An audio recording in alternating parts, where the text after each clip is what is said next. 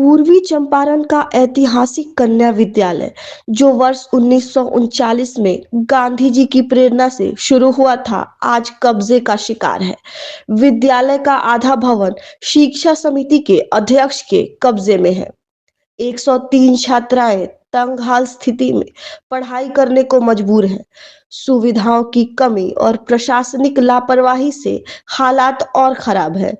जमीन विवाद और मुआवजे की अनदेखी से शिक्षा पर संकट गहराया है। क्या बापू के सपनों का यह विद्यालय फिर खड़ा हो सकेगा? देखिए पूरी कहानी नीरज कुमार की रिपोर्ट में। क्या नाम हुआ सर आपका? मोहम्मद इरफान आलम। जी, कहाँ के रहने वाले हो गए आप? पोखरिया टोला। आप यहाँ पढ़ाते हैं जी। क्या कठिनाई होती है यहाँ आपको? यहाँ सर बहुत कठिनाई है न, सोच के लिए आदमी जाने के लिए सोचना पड़ता है, नहीं पानी रहता है, पीने के लिए पानी नहीं है, यहाँ बैठ कर के आदमी खा नहीं सकता है, इधर से गंदा का बदबू आता है, उसी में बच्चा बैठा हुआ है, उधर कमरा छोटी चाकी है, इसमें क्या तो इसकी शिकायत उकायत आप वरीय पदाधिकारी से करते हैं? कर चुके हैं हमारे सर, कोई कार्रवाई यहाँ पर नहीं है। मोहम्मद अमीर खुसरो। ये कौन विद्यालय है आपका? ये राजकीय उत्क्रमित मध्य विद्यालय जोरबारा उर्दू कन्या। जी, आप कब यहाँ आए हैं?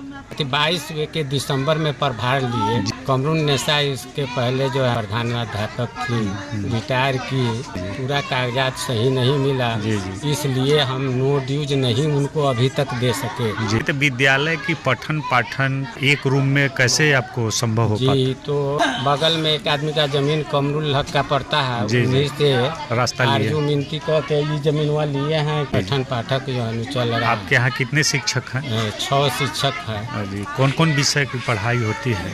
1 से 8 तक की पढ़ाई होती है। भवन जो है एक है, एक रूम बचा, आधा से ज्यादा जो है कब्जा में है। कौन लिए हुए हैं कब्जा? परवेज आलम। विद्यालय की जो भवन बनी है तो सरकारी पैसे से बना है? जी, सरकारी पैसे से बना है, लेकिन रजिस्ट्री जमीन नहीं हो सका। जी, जितना जमीन उनका पड़ता है उतना कब्जा में कर लिए।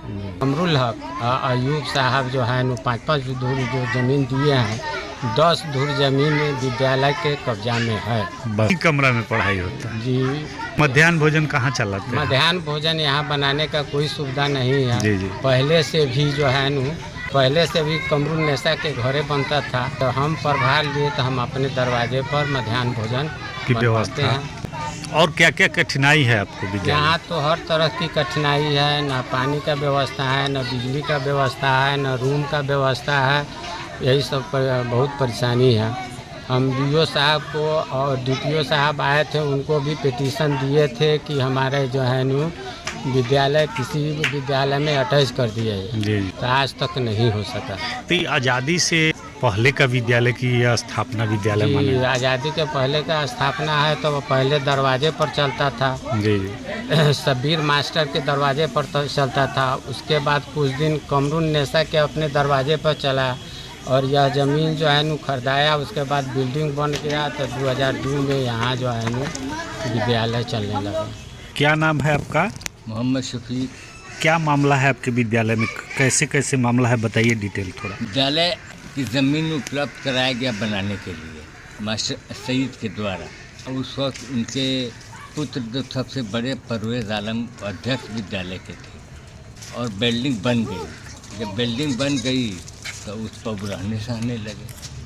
माने सरकारी भवन पर वो अपना दखल जमा ले? सरकारी भवन सरकारी पैसे से बना है, तो उस पर रहने लगे, तो उसके लेकर के आप कार्रवाई? उसके लिए कार्रवाई हुई, बहुत लिखा पढ़ी हुआ, उन पर प्राथमिकी दर्ज हुआ। अब क्या स्थिति है उस केस की? अभी तो केस न्यायालय में है। न्यायालय में चल रहा है, बेल करा करके अभी यहाँ से रिजेक्ट हो गया, हाई कोर्ट से बेल करा के। हाई कोर्ट से बेल, माने उनको राहत मिल गई हाई कोर्ट से, लेकिन दखल से मुक्ति नहीं मिला विद्यालय को। उसके बाद अब क्या हो रहा है प्रोसेस? उसके बाद आपकी भी पत्नी शिक्षिका थी उस विद्यालय, क्या नाम था उनका? कमरुन्निसा। तो जब रिटायर कर गई उसके बाद ये सब होगा प्रोसेस? उसके बाद जब बेल ले लिए उसके बाद कोई लगा नहीं इस पर?